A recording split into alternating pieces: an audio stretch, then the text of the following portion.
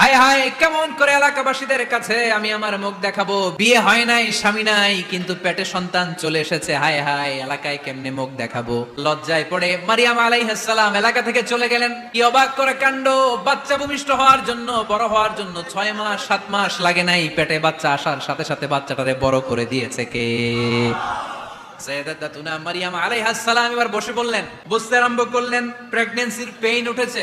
হঠাৎ করে পেট থেকে বাচ্চা ভূমিষ্ঠ হয়ে যাওয়ার পরে উনি কাঁপতে আরম্ভ করলেন। ক্ষুধার চোটে খাবার কিছু নাই, সামনে ঝর্ণা, উপরে একটা খেজুর গাছ। সাইয়্যিদানা ঈসা আলাইহিস সালামকে কোলে নিয়ে মারিয়াম আলাইহাস সালাম মনে মনে ভাবে, হায় রে, কেউ যদি একটু খেজুর পেড়ে দিত, এই ক্ষুধার মুহূর্তে আমি খেজুর খেয়ে পেটের ক্ষুধা নিবারণ করতাম। হুজ্জি ইলাইকি বিজিযআইন নাখলা, এর মানে হচ্ছে মারিয়াম কেউ পেড়ে দিবে না, একটু কষ্ট করে হাতটা উঁচু করে খেজুরের ডালা ধরে ঝাঁকুনি মারো, টস টসে কাঁচা পাকা খেজুর নিচের দিকে পড়বে, তারপর তুমি তুলে খাবে। সুবহানাল্লাহ পড়েন।